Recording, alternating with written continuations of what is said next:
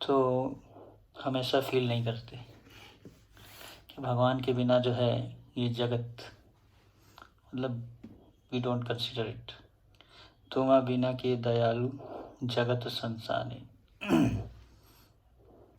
We value the जगत, भौतिक जगत को हम जो है महत्व देते हैं। हम इसमें एक अपना परमानेंट रेजिडेंस बनाना चाहते हैं। हम चाहते हैं कि हाँ रहें भौतिक जगत में। तो नरोत्तम दास ठाकुर जो हैं वो बोल रहे हैं कि कैसे भगवान चैतन्य महाप्रभु के बिना जो है ये जगत कैसा है। तुम्हारे बिना की दयालु जगत सुनो, तुम्हारे बिना क्या है ये जगत, मतलब कुछ भी नहीं है, उसका महत्व ही नहीं है। जो महत्व है इस जगत का, महत्व रहने का, जो वैष्णव जो हैं इस भौतिक जगत में आते हैं क्यों? चैतन्य महाप्रभु के जो मैसेज है उसको प्रोपगेट करने के लिए। जैसे प्रभुपाद जी आए, नरोत्तम दास ठाकुर और रूप गोस्वामी, सनातन गोस्वामी, जितने भी आचार्य आए, तो प्रभुपाद जी बताते हैं कि बिना कृष्ण के आपके पास में बहुत कुछ है, बहुत धन है, बहुत डिग्रियां हैं, पीएचडी है, एमबीबीएस है, सब कुछ है, एमडी है। एक तो हमारे भक्त हैं जो पोस्ट ग्रेजुएशन करके, क्या है, पीजी नहीं, पीएचडी भी कर ली, अभी वो पोस्ट डॉक कर रहे हैं। पोस्ट डॉक भी है, बहुत कुछ है ना। तो लेकिन अगर कृष्णा नहीं है तो फिर जीरो है, सब कुछ जीरो हो गया, फिर उसका कोई फायदा नहीं है। भौतिक जगत का जो उद्देश्य है वो हमें समझना है कि ये जो भौतिक जगत है इसका उद्देश्य क्या है। What is the purpose of this world, इस भौतिक जगत का उद्देश्य क्या है। जब हम स्टूडेंट्स को पूछते हैं आपके जीवन का क्या उद्देश्य है, what is the goal of your life, मैं ये बनूंगा वो बनूंगा, भौतिक उद्देश्य रहते हैं। तो भौतिक जगत में हम आए हैं कृष्ण से के बिना हम जो है भोग करना चाहते हैं, to enjoy separate from Krishna, इसलिए हम आए हैं इस भौतिक जगत में। तो लेकिन भौतिक जगत का उद्देश्य क्या है कि प्रभुपाद जी बताते हैं टॉयलेट में जाने का क्या उद्देश्य है। टॉयलेट में जाओ, अपना काम करो, निकल जाओ। कोई थोड़ी ना टॉयलेट में अपना घर बनाता है, टॉयलेट में थोड़ी ना हर समय रहता है। आजकल तो बहुत लोग हैं जो टॉयलेट में जाके पीसफुल फील करते हैं। आई नो वन पर्सन जो उसमें अपना आईपैड लेके जाता है, घंटों घंटों उसी पे आईपैड पे काम करता रहता है। ईश्वर मचा दे रहा है, बाहर निकलो, कब निकलोगे, अरे अभी पेट साफ नहीं हो रहा। आईपैड चलाता घंटों घंटों, फिर जाता, बाहर आता 1 घंटे बाद, 2 घंटे बाद। टॉयलेट में लोग टॉयलेट में बड़ी बड़ी फैसिलिटीज़ रखते हैं। एक व्यक्ति है जो स्पेशल, उसने विदेश से एक स्मार्ट टॉयलेट लेके आया इंडिया में, करोड़ों रुपया उसने लगाया है टॉयलेट को बनाने के लिए। वो टॉयलेट में जाते ही ऐसे इशारा करेगा, ऐसे करेगा, पानी ऑन हो जाएगा, लाइट ऑन हो जाएगा, फ्लश ऑन हो जाएगा, शावर ऑन हो जाएगा, उसमें बस जेस्चर्स देने हैं आप। सर स्पेशल टॉयलेट बनाया उसने, करोड़ रुपया खर्चा किया उस पर, स्टूल पास करने के लिए बस। पहले तो लोग खेतों में जाके करते थे। टॉयलेट होता ही नहीं था घर में। आजकल तो जो टॉयलेट है वो अटैच्ड टॉयलेट होता है, टॉयलेट से भी अटैचमेंट हो जाता है कि मेरा टॉयलेट है। ब्रह्मचारी आश्रम में भी ऐसा बहुत होता है कि अगर कोई एक पर्टिकुलर ब्रह्मचारी जिसमें वो जाता है उस पर टॉयलेट में कोई घुसा है, वो उसी में ही उसको क्लियरिंग आता है, वो वेट करता रहेगा जब तक वो नहीं आए। तो आसक्ति हो जाती है भौतिक जगत में, कुछ भी हमें मिल जाए उससे हम आसक्त हो जाते हैं। ये जीव की प्रकृति है आसक्त होना, है ना। इसलिए भगवान जो है बहुत डायनामिक है। Krishna is very dynamic person. वो तुरंत एक तरीके से नृत्य कर रहे होते हैं, भगवान तुरंत अपना स्टाइल चेंज कर देते हैं, गोपियां भी चेंज कर देती हैं जैसे। तो जो गोपियां हैं वो कृष्ण की ट्यून से नाचती हैं, कृष्ण के हिसाब से चलती हैं, उसी को गोपी भाव कहते हैं। सो कहने का अर्थ ये है कि जो ये भौतिक जगत है इसका उद्देश्य क्या है? अपने मनुष्य जीवन को सफल बनाना। मनुष्य जन्म पाया राधा कृष्ण ना भजिया, जानिया सुनिया विष खाए।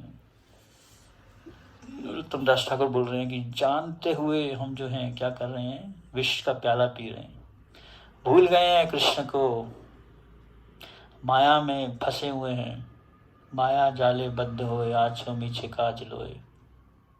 माया के जाल में फंस गए हैं, इंटरनेट में फंस गए हैं। वाईफाई लग जाता तो और तेज इंटरनेट आता है, उसमें और फंसते जाते हैं। आजकल तो ये कोरोना के चक्कर में बच्चों को भी आदत डाल दी है फ़ोन यूज़ करने की। कितना डेंजर है ये फ़ोन और इंटरनेट, और फंस जाते हैं, आ सकते हैं। तो सिर्फ भगवान चैतन्य महाप्रभु की कृपा है जो हमें इस भौतिक जगत से निकाल सकती है। पोड़ छी भव तूफाने नाही को निस्तार, कृपा कोरी सो आमार हृदय मंदिरे। तो ये भाव तूफान में सभी फंस गए हैं, हम लोग फंसे हुए हैं। अभी हमारी बोट जो है अटक गई है। पता ना आपको राधा मदन मोहन जी की स्टोरी? वृंदावन में राधा मदन मोहन जी, सनातन गोस्वामी भजन कर रहे थे जमुना जी के तट पे।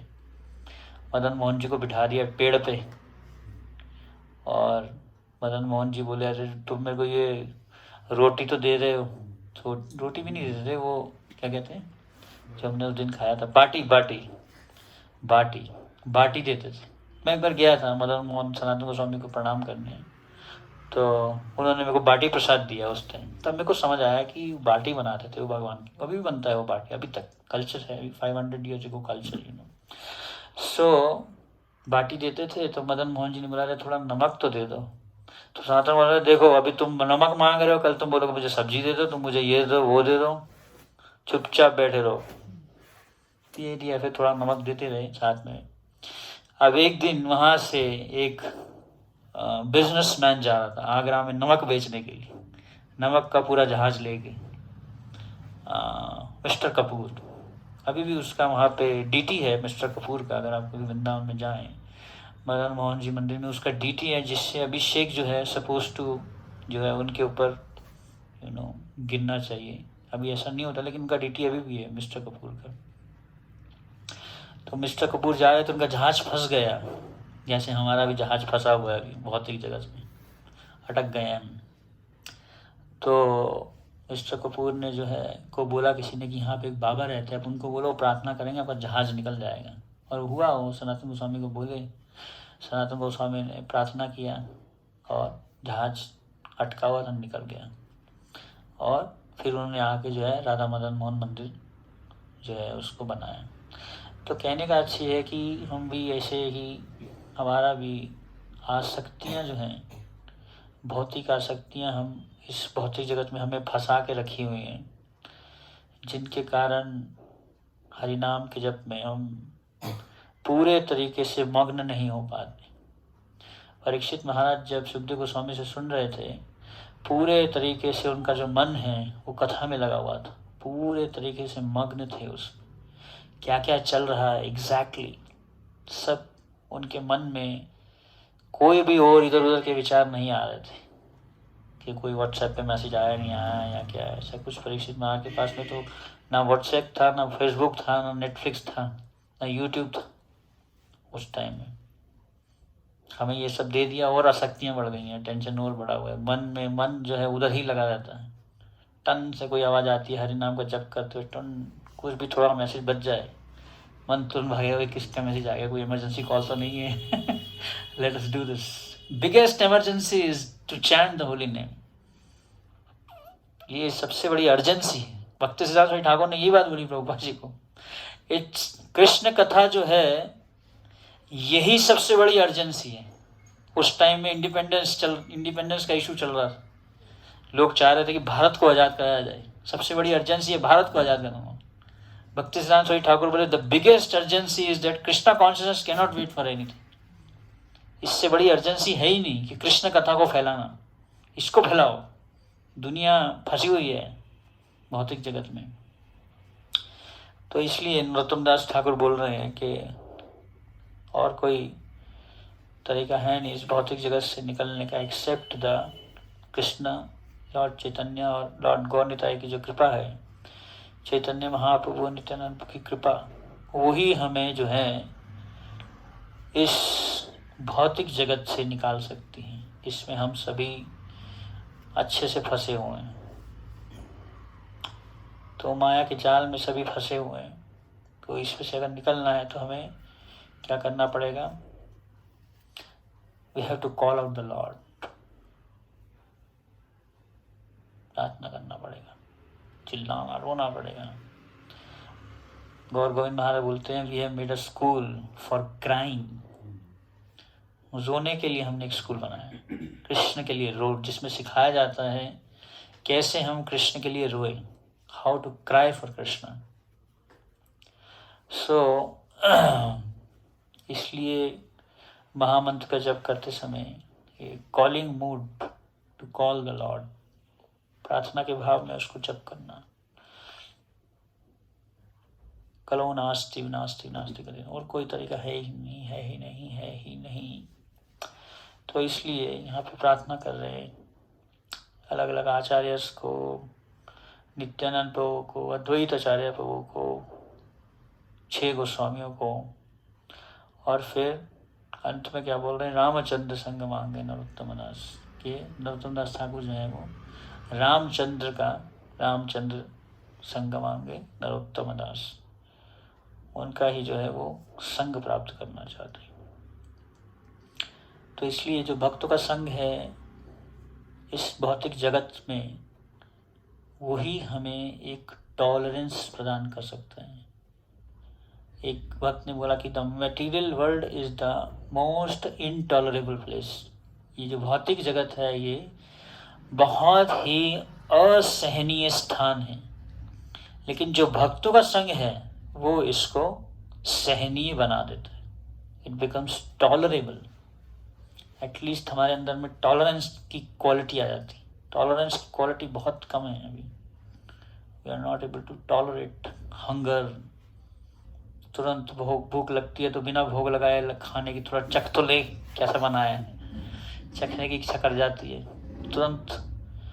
प्रार्थना भी ढंग से नहीं निकलती। महाराधे गोविंदे mechanically we chant because we want to feed the fire in the stomach. Tolerance बहुत कम है। कुछ भी डिफ़िकल्टी आती है इमीडिएटली जो है हम उसको मटेरियल सॉल्यूशन से सॉल्व करना चाहते। जब भी प्रॉब्लम आ जाती है, मटेरियल प्रॉब्लम स्पिरिचुअल सॉल्यूशन, भौतिक प्रॉब्लम आती है जब भी उसको आध्यात्मिक सॉल्यूशन से उसको सॉल्व करना चाहिए। क्योंकि हर प्रॉब्लम क्यों आती है? हमारे कर्म के कारण आती है। तो कर्म तभी कटेगा जब भक्ति करेंगे, केवल्य भक्ति, शुद्ध भक्ति, प्योर भक्ति करेंगे, तभी जो है हमारे प्रॉब्लम्स कम होंगे या ख़त्म होंगे, या हमारा देखने का नज़रिया प्रॉब्लम को बदलेगा। तो सहनशीलता जो है वो तभी प्राप्त होती है जब हम भक्तों के संग में आते हैं, सही भक्तों के संग में, राइट एसोसिएशन, सही संग प्राप्त करते हैं, तो ही हमारे अंदर में ये सब गुण आते हैं जिसमें हम सहनशील हो सकते हैं। तो भौतिक जगत बहुत ही इनटॉलरेबल है, लेकिन जो भक्तों का संग है, इसलिए शास्त्र भी बोलते हैं साधु संग सर्व शास्त्र को है, लो मात्र साधु संग सर्व सिद्धि को है। तो भक्तों के संग में ही हमें भक्ति करनी चाहिए। अकेले में जब करने में बिल्कुल भी महत्व नहीं है, ना उसमें शक्ति है। अकेले में तो माया पकड़ लेती है, नींद आ जाती है, फ़ोन भी उठा लेते हैं, थोड़ा बहुत कुछ खा भी लेते हैं बीच में, कुछ कुकीज़ भी खा ली, कुछ खा लिया बीच में नाम जप करते हुए। तो ये जो है सहनशीलता जो है बहुत मुश्किल है। इस भौतिक जगत में आप देखिए कैसे भौतिक जगत में जो जीव हैं या भक्त जो लोग हैं वो कैसे पूरे तरीके से इनटॉलरेंट है। छोटी सी बात पे ही एजिटेट हो जाते हैं। छोटी सी कोई चीज़ हमारे हिसाब से नहीं चलती तो मन जो है बहुत ही ज़्यादा उत्तेजित हो जाता है, उत्तेजना आ जाती है। तो इसलिए भक्तों का संग, कृष्ण कथा, भक्तों के संग में हम क्या करते हैं वो इम्पोर्टेंट है। एक दूसरे के दोष बोलेंगे और चुगली करेंगे तो उस भक्त के संग में क्या फ़ायदा। लेग पुलिंग करेंगे तो भक्तों के संग में क्या चर्चा हो रही है वो महत्वपूर्ण है, जिससे हमारी चेतना और उठे, भक्ति करने के लिए उत्साहित हो। तो इसलिए नरोत्तम दास ठाकुर जो है एक ही चीज़ मांग रहे हैं। ध्रुव महाराज भी जब उनको भगवान के दर्शन हुए, ध्रुव महाराज ने एक ही चीज़ मांगी कि भगवान मुझे आप बस भक्तों का संग दीजिए और मुझे कुछ नहीं चाहिए, अभी मेरी सारी इच्छाएं पूर्ण हो गई। वही ध्रुव महाराज जो अपने ग्रेट ग्रैंडफादर ब्रह्मा जी से बड़ा किंगडम चाहते थे, गुस्से में चले गए जंगल में, लेकिन वही ध्रुव महाराज अभी क्या बोल रहे हैं, बस भक्तों का संग दे दो और कुछ नहीं चाहिए। भक्तों का संग मिल गया तो फिर भक्ति भी प्राप्त हो जाती है भक्तों के संग में। तो इसलिए association is very important and we should value association. जो एसोसिएशन है, जो भक्तों का संग है, उसको हमें बहुत ही उसका मूल्य समझना चाहिए। अगर उसका मूल्य नहीं समझ रहे और उसको सस्ता ले लेते हैं, अरे हाँ ये तो हमारे दोस्त हैं, हमारे ही मित्र हैं, फैमिलियरिटी ब्रीड्स कॉन्टेम्प्ट। अति परिचयता अगर हो जाती है भक्तों के संग में, इसलिए भक्तों के संग में एटिकेट्स को पालन करना बहुत जरूरी है। इसलिए कल्चर ऑफ रिस्पेक्ट जिसको कहते हैं, उस एटिकेट्स को पालन करते हैं तो उसमें एक दूरी बनी रहती है। कोरोना के टाइम में सबसे ज़्यादा